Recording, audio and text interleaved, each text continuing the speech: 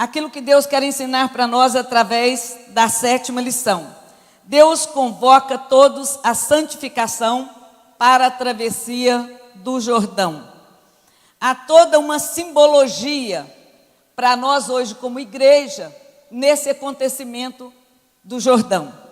Para nós que estamos vindo de gerações que têm passado o evangelho para nós também temos muito que aprender aqui com Josué. Como aprender com as gerações passadas e ser fator de diferença na geração presente. Como aprender com a geração passada e praticar de uma forma pedagógica para ensinar as gerações futuras. Porque o legado que nós recebemos dos nossos pais, ele tem que ser repassado para os nossos filhos, os nossos netos. E nós, como crente, temos que ter uma preocupação muito grande com isso. Nós estamos vivendo num mundo onde o ter é mais importante do que o ser. E preparamos as nossas gerações para serem homens e mulheres de sucesso. E esquecemos de prepará-los para ser semeadores dos princípios divinos. Semeadores da prática cristã. E nós vamos aprender um pouquinho disso aqui com Josué. Mas eu queria fazer um caminhar com vocês aqui, porque o povo de Israel saiu do Egito, está na beira, está chegando perto do Jordão, Moisés morreu, e agora Josué tem que levar esse povo para a terra prometida, e esse povo vai entrar lá, e muitos de nós ficam assim, e o que é isso? Onde começou isso? Onde termina isso? E nós, principalmente dentro desse princípio que nós estamos aprendendo com as gerações passadas, eu tenho que ir lá atrás buscar a origem disso. Se nós formos lá no livro de Gênesis, nós vamos ler lá no capítulo 12, quando Deus, depois do dilúvio de Noé, a geração pecou tudo, e Deus parece que silencia por um tempo, e de repente, ele pega e contempla Abraão, e chama Abraão lá na cidade de Ur dos Caldeus, e faz para ele uma proposta. Abraão topa e eles fazem um pacto. Deus faz algumas promessas, exige algumas atitudes, posturas, né? E faz promessa. E a promessa de Deus era: anda na minha presença, peregrina por aí, você vai peregrinar por bastante tempo por essa terra.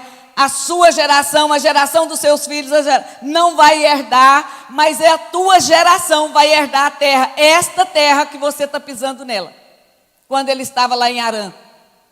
Vocês serão os herdeiros desta terra, mas você vai peregrinar. Então, Deus fala até uma coisa para Abraão: vocês vão para o Egito, vão ser escravos lá por 400 anos, mais ou menos, um pouquinho mais. Depois eu vou tirar de vocês de lá e vou levar e dar para vocês a terra que eu tenho, a terra de Canaã, uma terra que emana leite e mel.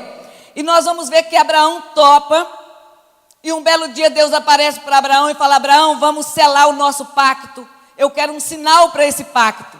E aí institui a circuncisão lá no capítulo 17 de Gênesis. Aí nós vamos ver que a história segue.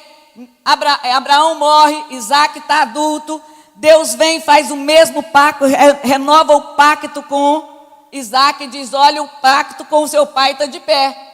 As exigências continuam de pé, vocês têm que circuncidar, têm que santificar, têm que ser um povo diferente, mas eu vou dar para vocês Canaã. Aí de repente, Isaac morre, entra no cenário Jacó, o estrambelhado, parecia que o pacto morreria ali, né? O caboclinho problemático, mas Deus encontra Jacó quando ele está voltando lá da casa do sogro. Os filhos dele aprontam ali na cidade de Siquém com o estupro da Diná, né? filha de Jacó, com Lia. Os irmãos ficam muito entristecidos e faz uma matança lá em nome de Deus, usando o princípio do pacto, que é a circuncisão. E Jacó vai embora. Quando chega, Deus manda que ele vá para Betel e fala: vamos reforçar essa aliança ali, vamos renovar esse pacto ali. e eles vão para Betel, e ali Jacó faz um concerto com a família. Ele requer santificação, ele levanta altar, ele adora a Deus, e eles começam a habitar ali. Até então, Deus tinha deixado eles peregrinando, os conduzindo. Aí quando chega em Jacó, Deus diz, vai para Betel e habita ali. Agora é para habitar, eu quero fazer alguma diferença na vida de vocês. Eu quero trabalhar melhor, habita ali. E nós vamos ver que os filhos de Jacó têm ciúme de José. José entra na história aqui e passa a liderança, né? E vem de José para o Egito. E José vai para lá e vem aquela fome, e o povo de Israel, está vendo como é que Deus vai cumprindo? O povo de Israel vai parar no Egito escravo, certo? E de repente, Jacó morre, José morre. Sempre nós vamos presenciar a morte findando um ciclo, porque a nossa vida é feita de ciclos. Tudo isso que eu contei aqui tem o ciclo da chamada e da peregrinação. Depois tem o ciclo da escravidão. Agora Deus chama Moisés, que nasce lá no cativeiro, e fala, olha, eu vou começar um novo ciclo com você, o ciclo da libertação. Eu vou libertar esse povo. Eu prometi para Abraão.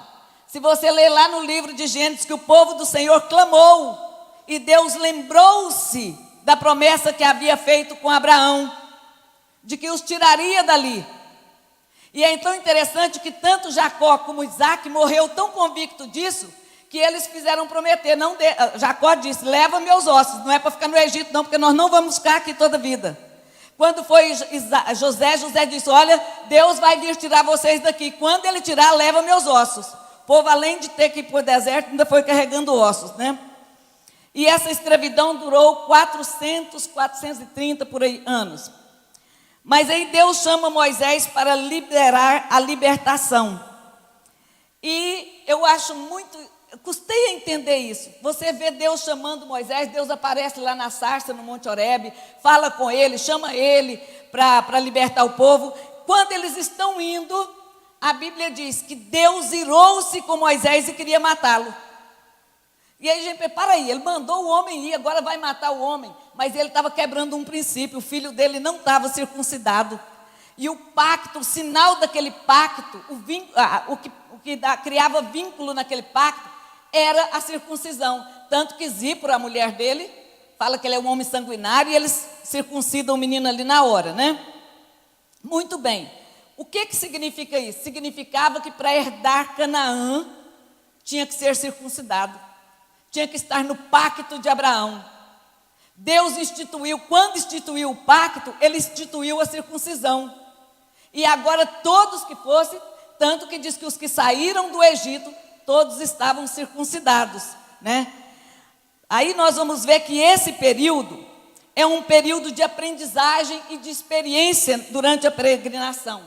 É um período onde Deus impõe leis, ele dá leis, e ele requer legalidade no cumprimento dessas leis e requer obediência da parte do povo.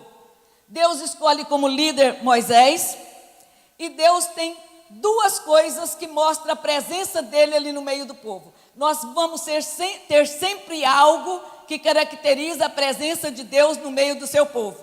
Do povo no deserto, o que caracterizava a presença de Deus era a nuvem de dia e a coluna de fogo à noite.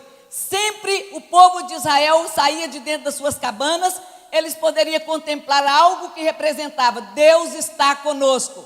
Tinha ali ou de dia a coluna a nuvem, e de noite a coluna de fogo. Então nós vimos, tem um pacto, tem um símbolo desse pacto, que é a circuncisão, tem uma promessa, que é herdar a terra, e tem um líder, que é Moisés, e tem o símbolo da presença de Deus, que é a nuvem e a coluna de fogo. Aí agora, chega na nossa lição. Eu quero dizer que não é introdução, não é aula mesmo, viu? O Toninho disse que eu demoro demais na introdução, por isso que eu não dou a aula toda. Aí agora chegou na nossa lição, nós estamos aqui, pedagogicamente, isso não está na Bíblia, eu dividi isso em 4 ciclos. Aqui é o 4º ciclo da conquista. Eles vão conquistar e tomar posse da terra. Aquela promessa para Abraão agora vai se cumprir. está na porta para se cumprir. De repente, Deus chega e diz: meu servo Moisés é morto. Encerrou-se o ciclo da peregrinação. Agora ele precisa de um novo líder para levar o povo para dentro da terra e conquistá-la, tomar posse, conquistar aquela terra. Todas as vezes que muda um ciclo, muda também o propósito. O deserto era um lugar de aprendizagem, era um lugar de experiências, era um lugar de ver maravilhas de Deus para conhecer o Deus a quem servimos. O povo de Israel saiu do Egito debaixo de maravilhas e viveu o tempo todo, e mesmo assim foi um povo de coração duro. Agora Deus chama Josué e muda várias coisas ali. Começo, desaparece a nuvem e a coluna de fogo. Agora não é mais esse símbolo. Agora Deus diz para Josué: agora é a arca. Agora você vai pegar a arca, aquela arca que Moisés mandou construir, que dentro dela está as tábuas da lei, a vara de Arão. Agora você vai pegar aquela arca e ela será o símbolo da minha presença no meio do povo. Quando o povo olhar para a arca, ele vai saber que eu estou ali. Quando a arca caminhar, o povo vai ter que caminhar porque eu estou ali. Agora a arca caminhava pelos pés dos sacerdotes, né? Então Deus muda o símbolo da presença dele. A lei continuava tendo que ser observada, até porque ela estava dentro da arca, né? Ela tinha que ser cumprida e tinha que ser passada de geração a geração. O pacto de Abraão não morreu com ele, não morreu com Isaac, não morreu com Jacó, não morreu na escravidão do Egito, não morreu no deserto. O pacto de Deus com Abraão continuava no pós-deserto. E o que caracterizava a presença dele era a arca. Agora, o pacto era o mesmo, por isso continuava a circuncisão. Tanto que nós vamos ver que a hora que eles atravessam o Jordão, eles vão para Gilgal, para ali haver a circuncisão. Era a vontade manifesta de Deus para os israelitas a santificação. Todo esse trabalho de Deus na chamada de Abraão, essa peregrinação, o deserto, a escravidão, tudo isso era uma maneira de Deus estar levando o povo a conhecê-lo e a ter características dele neles, ter características de Deus no povo. E a Bíblia diz que Deus é santo. Deus é santo e Ele exige santificação de nós. A Bíblia diz que sem a santificação, ninguém verá o Senhor, né? E diz que Deus é santo e importa que os que o adorem em espírito e em verdade, não é isso? Então, de igual modo, como Deus exigiu santidade para os que iam tomar posse, Deus também quer santidade de nós. A santidade não caiu de moda. Ela não está em desuso. Ela ainda é a chave que abre porta para as maravilhas de Deus. Josué tinha uma convicção muito grande disso. Ele presenciou as maravilhas de Deus cada vez que Moisés levava o povo à santificação. Cada vez que Moisés adorava o Senhor e levava o povo a adorar o Senhor e se santificava. E Moisés trabalhou muito isso e Josué aprendeu com ele. Agora Deus chama Josué e Josué diz: olha, vamos santificar. E a santificação, ela tem que se tornar um estilo de vida. Eu não posso me santificar só quando é ceia. Eu não posso me santificar só quando eu quero receber uma bênção. Eu não posso me santificar só quando os problemas estão na minha casa e eu quero que Deus resolva. Eu tenho que me santificar porque quero Deus, porque quero a presença de Deus na minha vida, porque quero ser usada por Ele, porque quero que o mundo veja Ele através da minha vida. E o mundo só pode ver Deus na minha vida se eu me santificar. A santificação tem que ser um estilo de vida, vivido dentro de casa, vivido no local de trabalho, vivido nos momentos de diversões, vivido nas redes sociais. Não adianta eu ser santo na igreja e nas redes sociais eu ser pornográfico. Santidade tem que ser um estilo de vida, que onde quer que eu esteja, como diz a Bíblia, quer comais, quer bebais, quer façais qualquer coisa, que façamos para a glória de Deus, porque temos a santidade na nossa vida, e é Ele que nos capacita a isso. Agora, está no caminho, Josué chama para a santificação, e Deus dá uma ordem, o povo tinha que marchar e tomar posse da promessa.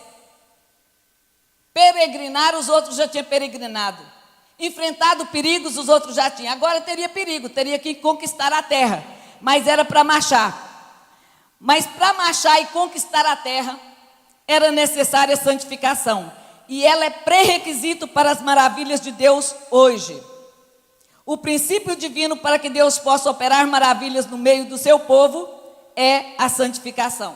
Se nós olharmos lá atrás para aprender com as gerações passadas, nós vamos ver que lá no Êxodo 19:10, lá no Sinai, Deus está lá com Moisés e ele diz para Moisés: olha, desce lá, santifica o povo.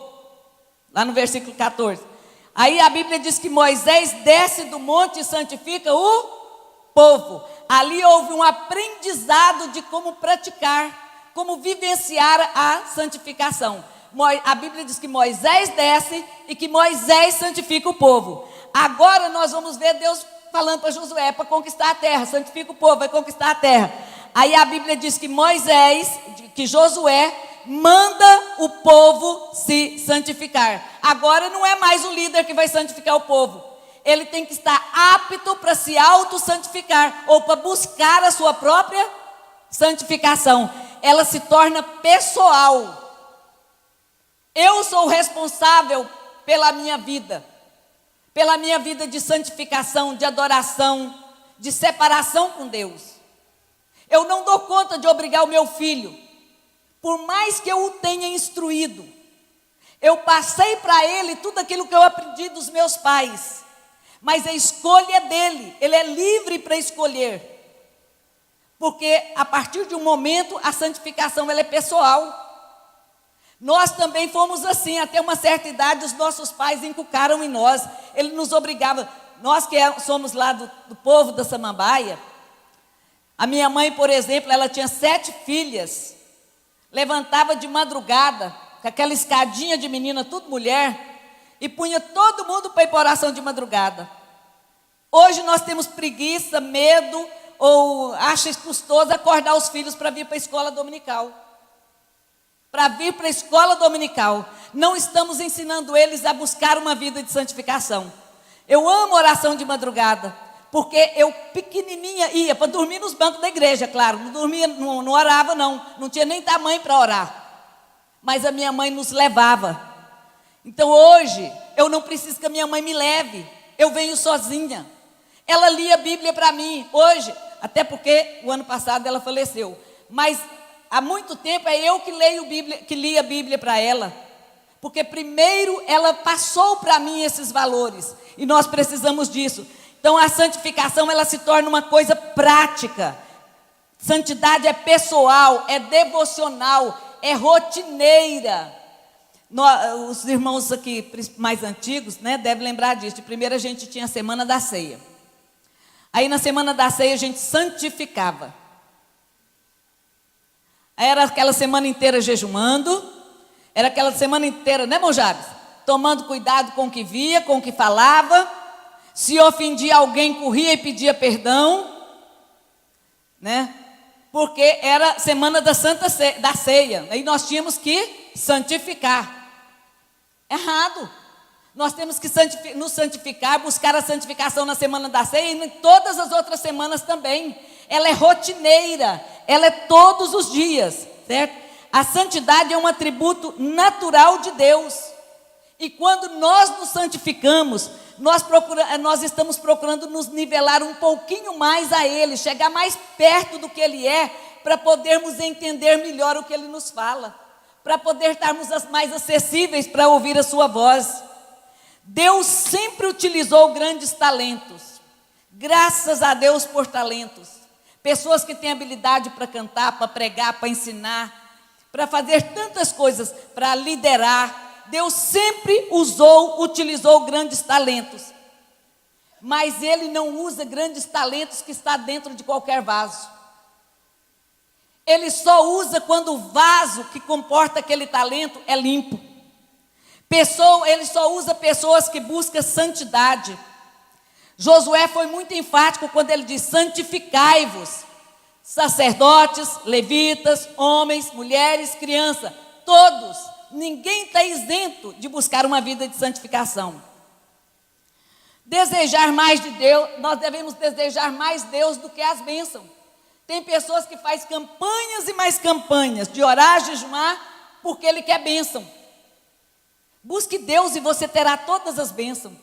Deseje Deus e todas as bênçãos que ele tem virá para você, certo?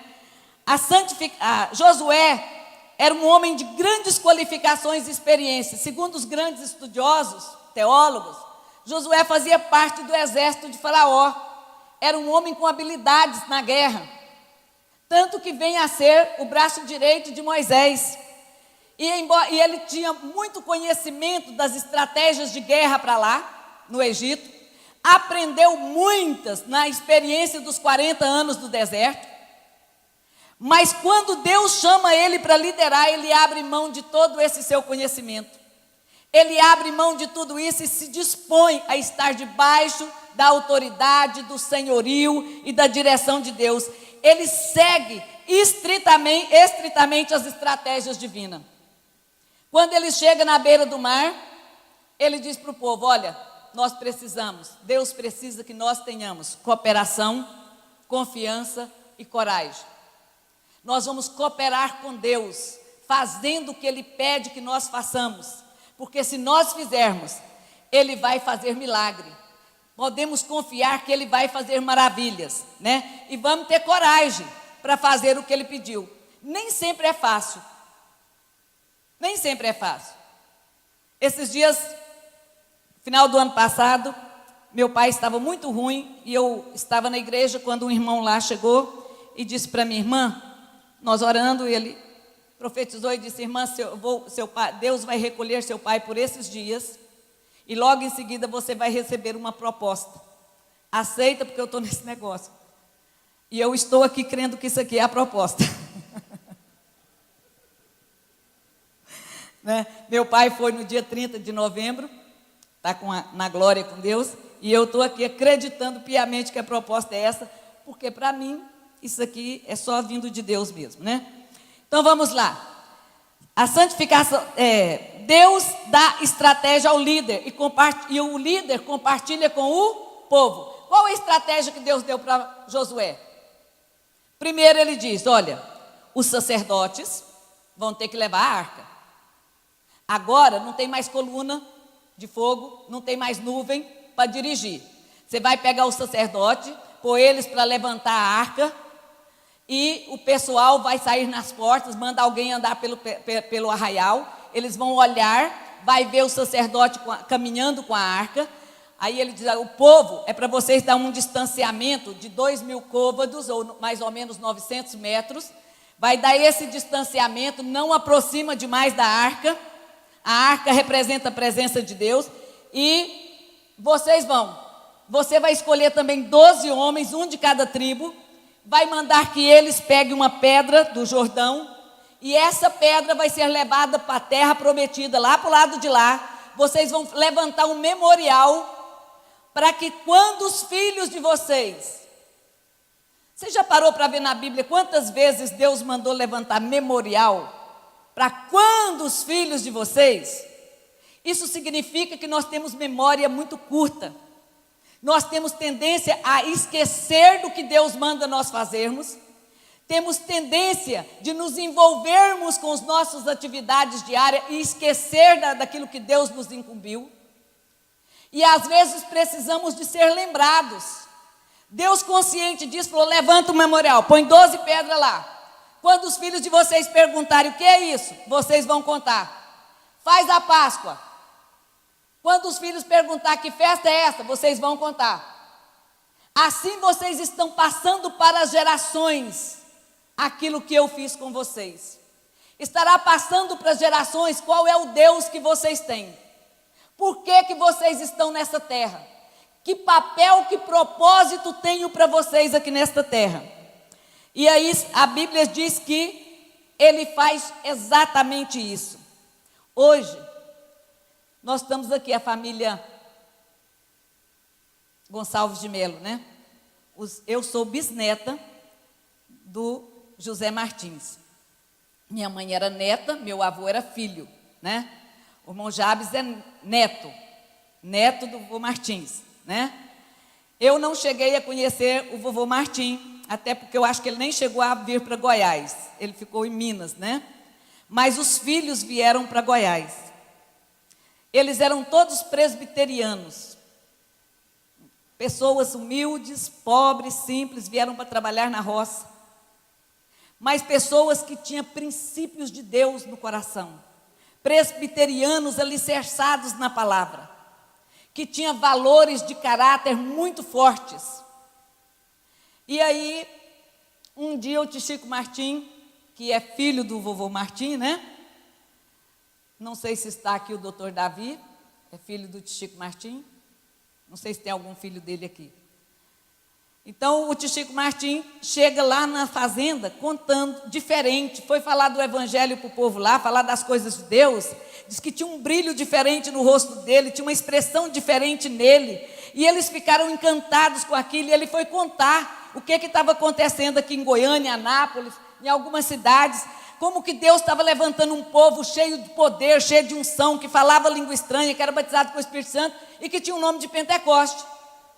E o que eu acho mais lindo é que o tio Abrão, ele achou aquilo tão fantástico que ele sai a pé e vai lá em Anápolis conhecer essa história. Quando ele conhece a história lá, ele vem tão encantado que ele vem trazendo o pastor Divino com ele, Divino Gonçalves. Chega aqui em Goiânia, não me lembro o nome do pastor aqui de Goiânia. O pastor, ele assiste um culto, o pastor explica tudo para eles, tem um batismo, se não me engano, em Nazário, de 10 crentes. O tio Abrão vai lá e batiza nas águas na hora. Fala, porque como presbiteriano ele era batizado por aspersão, né? Aí, como assembleiano aí, como pentecostal, ele aceitou o batismo por imersão. Foi batizado com o Espírito Santo. Naquela noite, ele tem um sonho que lá na região de Samambaia, irmão, Samambaia fica aqui em Ourilândia. É uma fazenda no município de Ourilândia, aqui perto de São Luís. Aí ele tem um sonho que tem uma revoada de pássaros voando sobre Samambaia. Quando ele conta o sonho, alguém diz, isso é Deus, vai derramar o Espírito Santo lá, vai ser um Pentecoste lá. E aí o pastor já manda o pastor divino com ele para Samambaia, eles vão para lá. Quando ele chega lá que dirige o culto, eles vão contar essa história. Deus na hora batiza mais ou menos 20 pessoas com o Espírito Santo, pessoas presbiterianas e católicas. E aí é um mover de Deus tão grande, são tantas histórias lindas. Histórias que às vezes eu vejo que as minhas irmãs não sabem, por mais que a minha mãe contava, por mais que os nossos avós contavam. Nós vamos levando assim, esquecemos de uma história bonita que tem atrás. Por que eu trouxe vocês lá de Abraão até aqui? Porque nós lemos a Bíblia e esquecemos a sequência dos fatos bíblicos. Na nossa vida prática também somos assim. E Deus tem promessas para nós.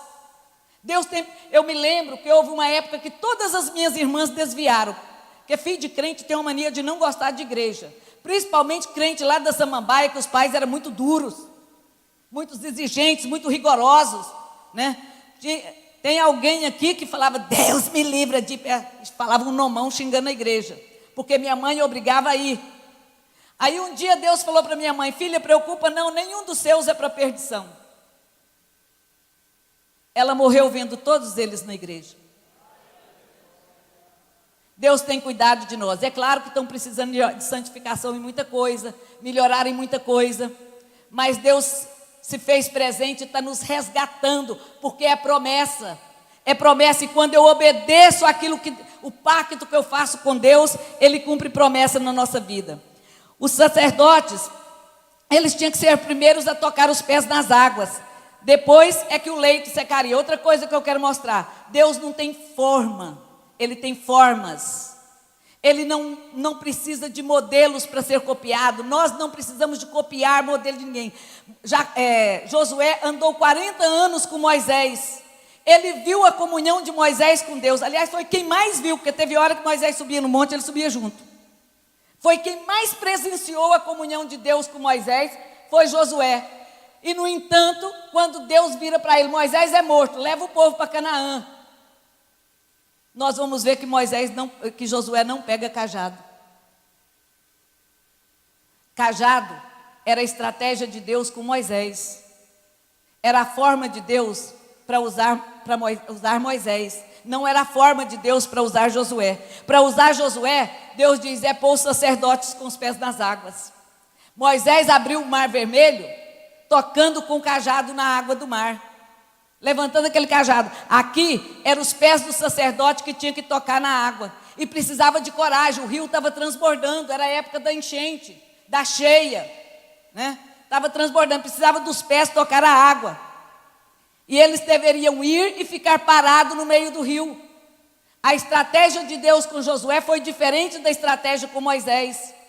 Nós precisamos de aprender com as gerações passadas, mas lembrar que Deus tem muito mais para fazer com a nossa geração de hoje. Foi muito bom no passado, mas Deus tem muito mais para fazer conosco hoje. Foi uma coisa fantástica Deus batizar aqueles presbiterianos todos ali naquela igreja. Mas eu lembro, por exemplo, de ver o pastor Oswaldo Silva orar e Jesus batizar 100 e tantos com o Espírito Santo. O ano passado, o Júlio, o filho dele, foi lá numa congregação nossa, batizou quase 100 pessoas com o Espírito Santo. Nosso Deus pode fazer hoje muito mais do que fez no passado, certo? Ele é o mesmo Deus. Agora, devemos aprender com eles? Devemos aprender até para termos fé, para acreditarmos, porque o Deus que fez no passado, Ele vai fazer maior no presente, certo? Há muitos hoje sedentos, no deserto da vida, querendo homens e mulheres como eu e você, que somos capazes de ir até eles e levar a mensagem de salvação, que somos capazes de levantar a arca do Senhor. A Bíblia diz que vós sois o templo do Espírito Santo. Hoje Deus é visto na terra através de nós, do Espírito Santo que habita em nós. É o meu agir, é o meu viver, é o meu postar, a minha maneira de eu fazer escolha, de eu tomar decisões, a maneira de eu ser esposa, mãe, filha, vó, nora, sogra. É isso aí que vai mostrar Deus para o mundo. Às vezes não é a palavra que eu prego, mas a palavra que eu vivo. Não é o evangelho que eu prego, mas o que eu vivencio dentro de casa, do que eu vivencio nas minhas relações com as pessoas, certo? Vou correr aqui. Outra coisa que nós vamos aprender aqui nessa lição. Primeiro, que temos que santificar, porque há um propósito para nossas vidas. E sem santificação, esse propósito não se cumpre. Porque para esse propósito cumprir, Deus tem que fazer maravilhas. E maravilhas, elas são o alicerce ou a base para que elas venham, é a santificação do povo. O segundo fator é o tempo. Deus sempre trabalhou no tempo. É tão forte isso que, pensa bem, quando ele chama Abraão, ele fala, 400 anos de escravidão. Eu tenho algo a trabalhar e vai gastar muito tempo, vai gastar aí talvez mais de 4 séculos. Quando ele chega no deserto, eles achavam que era 3 dias, aí Deus falou, vai ser 40 anos, eu tenho muito que trabalhar em vocês. Deus não faz as coisas apressadamente. Deus não quer que nós façamos as coisas levado por emoção. Servir a Deus é algo racional. Hoje se trabalha muita emoção na igreja. Tenta tocar no emocional, fazer as pessoas pular, rir, chorar. Toca daqui. Graças a Deus que eu não sou pregadora, eu sou professora. E professora, o negócio é desse jeito, nesse silêncio. Graças a Deus. Eu não tenho que mandar ninguém, pega dali, fala isso para fulano, fala isso para ciclano. Não, é Deus que tem que falar na minha boca, no coração de vocês.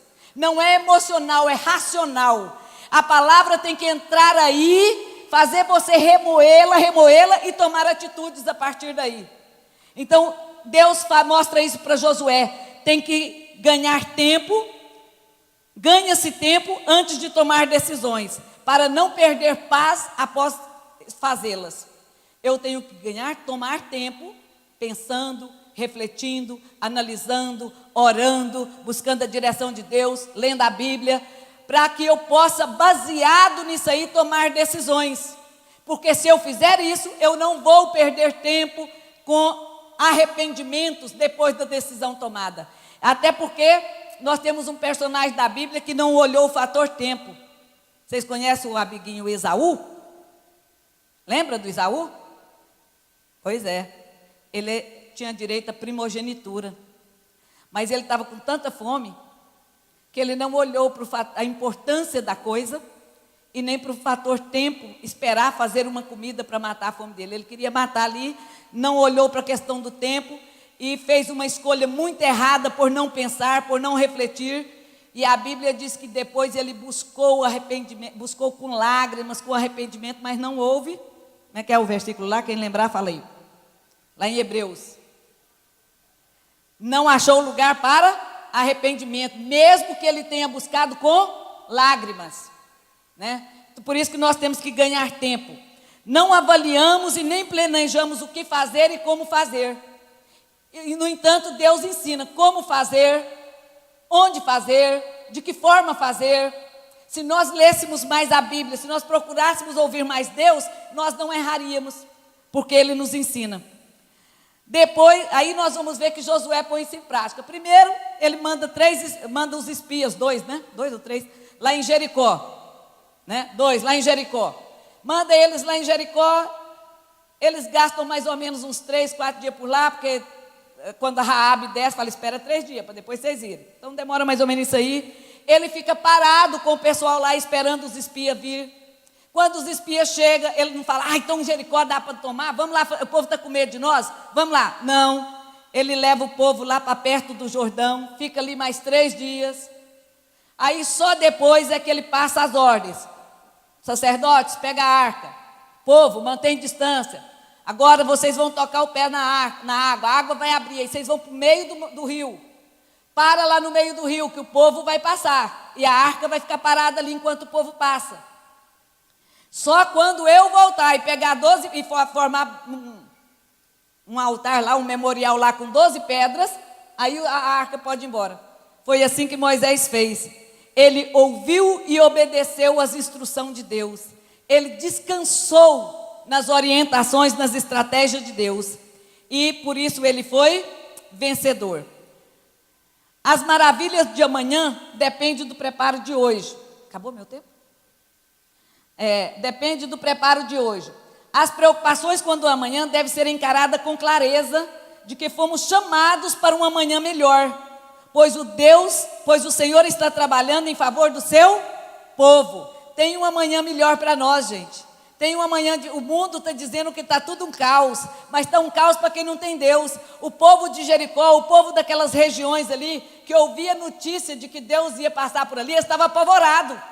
Não tem saída para nós, é catástrofe. Esse povo, a própria Raabe diz, olha, nós estamos perdendo as forças. O povo está aqui, deitando com as cargas, porque nós temos sabido que o Deus de vocês é tremendo, faz as coisas. Hoje nós estamos como o povo de Jericó, com medo do que estão anunciando por aí, catástrofe, misérias, crise econômica, devassidão moral, uma série de coisas. Está mesmo, mas nós somos sal da terra e a luz do mundo. Nós estamos aqui para fazer a diferença, nós estamos aqui para atravessar o Jordão e conquistar essas terras, certo? Nós somos constituídos por Deus como sacerdotes, e isso implica em responsabilidade.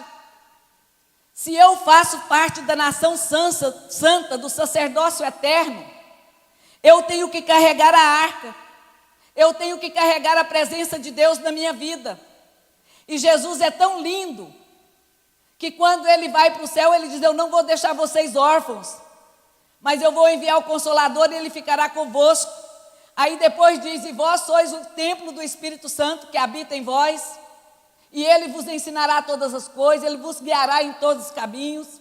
Ele é o nosso mestre por excelência, né? Agora nós temos que parar de olhar para o que a mídia e o mundo está dizendo aí para fora, e voltarmos os nossos olhos para o que a Bíblia diz, para as promessas que Deus tem para nós. Josué, ele não olhou para a bagagem de conhecimento, de estratégias que ele tinha, não. Ele olhou para o que Deus mandou ele fazer. E Deus mandou ele pisar, pôr o sacerdote para pisar, molhar os pés. Eu e você hoje, como igreja, temos que molhar os nossos pés, levando a presença de Deus para as pessoas, principalmente dentro da nossa casa, dentro da nossa família. Tem muita gente ganhando cidades, ganhando pessoas para Jesus, ganhando famílias por Jesus e perdendo a sua própria. Precisamos de molhar, sermos sacerdotes de pés molhados dentro da nossa casa. Sacerdotes que abrem o mar, abrem o rio Jordão, para que os nossos possam passar por eles. Eu louvo a Deus pela a família Gonçalves, que proporcionou para mim um caminho aberto para que eu pudesse conhecer Jesus, para que eu pudesse conhecer as maravilhas de Deus. Eu me lembro uma vez, quando eu era adolescente, pequena, eu mudei de Ivolândia, que é uma cidadezinha assim, nem tem no mapa. Eu mudei de Ivolândia, eu tinha 11 anos de idade. E Ivolândia, na época de agosto, seca, que você põe fogo dentro da cisterna, né, Manenê? Manenê já morou lá. E aí, o povo lá, a maioria era católicos, baianos católicos, a maioria. Nós éramos a minoria de crentes mineiros, né? Era uma divisão. E as meninas católicas no mês de agosto tinha mania de pegar uma garrafa assim, enchia d'água, punha flor dentro dessa garrafa com água. E toda a igreja católica tem uma cruz de madeira na frente dela, né? Aí a gente subia a rua da casa nossa, ia lá para a Praça da Matriz, joelhava lá no pé dessa cruz, punha essa vasilha com água lá e rezava. E enquanto caminhava, ia cantando uma coisa tipo assim: Santa Maria, Mãe de Deus, manda chuva que nos molha, dá no pão que nos consola. Quem aqui é católico já deve ter cantado isso um dia, né? E eu morria de inveja. Como eu tinha vontade de entrar ali no trenzinho elétrico dela, sabe? E um dia eu ludibriei minha mãe e entrei. E eu não sei se alguém contou, se foi o Espírito Santo que tocou. Eu só sei que a minha mãe, que era uma mulher que trabalhava 24 horas por dia, descobriu que eu estava no trenzinho. E ela foi lá, me pegou pela orelha, me levou para casa, pela orelha mesmo, minha mãe puxava a orelha. Me sentou numa cadeira e foi me dizer quão grande é o nosso Deus. Quem era o Deus que ela servia? Qual o Deus que ela conheceu aos 9 anos de idade? E que caminhou com ela, que usou ela tão poderosamente. E ela começou a me contar as experiências dela com Deus. E eu pensava assim, não é nada. Se fosse assim, ela orava e Deus mandava chuva. Quando é à noite, nós vamos para a igreja. Chega lá na igreja, o pastor, o dirigente da congregação, falou: irmãos, o gado está morrendo, isso está acontecendo, aquilo ali está acontecendo, as mulheres estão sofrendo demais, estão tendo que ir para os córregos lavar roupa. Vamos orar, nosso Deus é o Deus que manda na chuva, Ele manda chuva aqui para a cidade. Quando o pastor falou isso, eu pensei, agora eu quero ver, minha mãe disse que o daqui é mais poderoso que o de lá, agora eu quero ver se isso aqui acontece mesmo. Joelho para orar. Naquele tempo a gente orava assim de 40 minutos, 50, uma hora e pouquinho de joelho na igreja. Aquelas orações compridas, dava tempo de dormir. E eu dormi, claro. Tinha ali meus 8, 9 anos. Dormi a oração toda. Acordei com o povo cantando. Sempre termina a oração cantando, né? E quando começou a cantar, o pastor começou a cantar aquele: Deus prometeu com certeza. Não vou cantar não, viu, Elza? Viu, pastor Neuza? O hino 1 da harpa. Né? Quando começou a cantar, eu acordei e falei: será que choveu? Olhei de um lado, do outro, não tinha. Falei: mãe, choveu? Não. Aí eu falei: então Deus da senhora é igual de lá. Naquele momento, irmão, caiu uma chuva, trovões, relâmpagos, tempestade sobre Ivolândia. Assim, uma coisa de louco. Foi trovão para um lado e para o outro.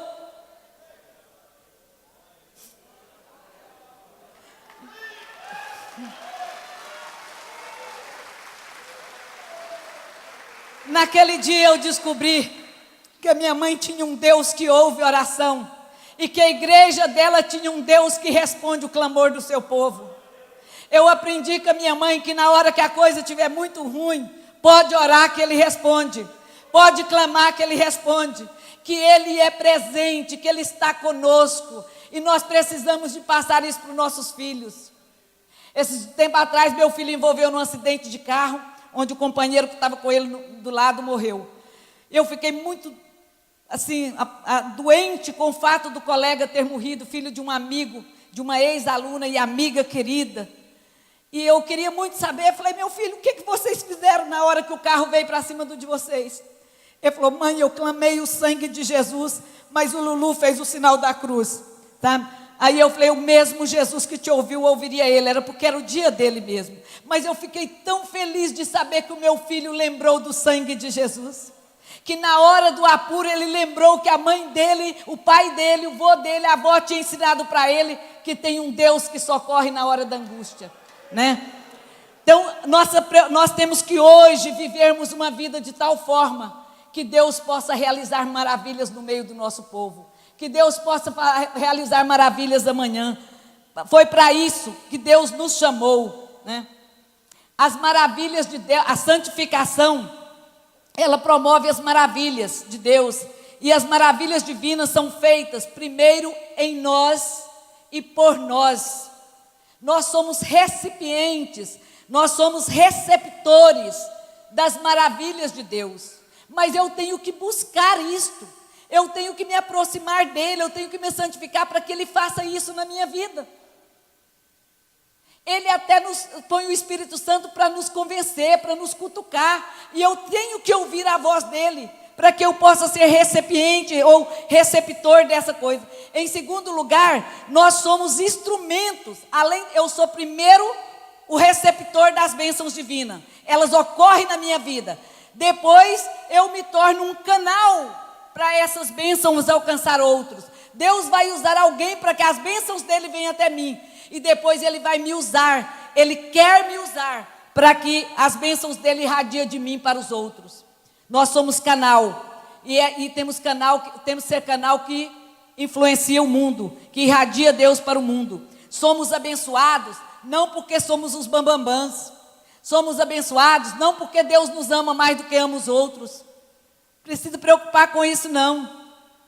Deus não ama você mais do que ama o seu filho, o seu marido, o seu inimigo. Deus nos amou de tal maneira, esse tal maneira é todos. A diferença está se eu me santifico para que as bênçãos dele venham até mim, para que eu seja possível de receber as bênçãos dele, certo? Passando o Jordão, a travessia do Jordão. A travessia do Jordão é símbolo da liberdade em Cristo. Cristo nos chama para romper com o passado e começar uma vida nova com ele. Hebreus, se você ler principalmente Hebreus 9, vai falar da superioridade, todo o livro de Hebreus fala da superioridade de Cristo, mas basicamente da superioridade do sacrifício de Cristo, que foi perfeito, único e eficaz. Além da santificação, Josué teve que levar o pessoal para Gilgal. Gilgal era o lugar da circuncisão. Deus fez uma aliança com Abraão baseado na circuncisão, e o povo que ia herdar a terra teria que ser circuncidado. Como no deserto não houve circuncisão, quando foi para entrar na terra prometida, Josué leva o povo para Gilgal, e faz a circuncisão no povo, né? Muito bem, concluindo, eu quero dizer o seguinte: nós estamos no pacto da nova aliança. O símbolo do nosso pacto é a cruz de Cristo, é o sangue vertido na cruz do Calvário, e nós só fazemos parte da Canaã celestial, do povo eleito, da nação escolhida, da igreja de Deus, se nós estivermos debaixo do pacto de Cristo. Se o sangue de Cristo for aceito como eficaz para nos justificar, para nos resgatar, para nos perdoar. Agora nós precisamos em Cristo, abraçando Cristo, estar atravessando o Jordão e tomando a posse da terra. Mas eu quero dizer uma coisa: não basta entrar na terra, temos que levar a nossa família conosco. Não basta entrar na terra. De que me adianta chegar no céu com as mãos cheias, mas nenhum dos que está nas minhas mãos que eu ganhei foi os da minha casa. Eu tenho colado e falado para o Senhor: Senhor, o meu ministério será confirmado com a salvação dos meus, principalmente do meu filho. Eu preciso dele na tua casa. Nós precisamos, irmãos, de ter convicção que Deus nos chamou para ser igreja. Precisamos de saber qual é o propósito de Deus para a igreja. Deus nos chamou para levar o evangelho a toda criatura, para mostrar Deus ao homem, para revelar a presença de Deus na terra, e nós precisamos de fazer isso. A igreja não existe na terra para que nós sejamos um povo que recebe bênçãos, bênçãos, bênçãos, não. Jesus não nos prometeu isso. Ele diz: no mundo tereis aflições. Depois ele diz: toma a tua cruz e siga-me. Então nós vamos ter problemas, dificuldades, mas nos problemas e nas dificuldades nós temos que mostrar Jesus ao mundo. Nós temos que mostrar às gerações futuras aquilo que aprendemos das gerações passadas, que Deus é Deus ontem, hoje e eternamente. Que Deus abençoe a igreja em nome de Jesus. Eu quero dizer... Tamar, tem um aqui que tem seu nome.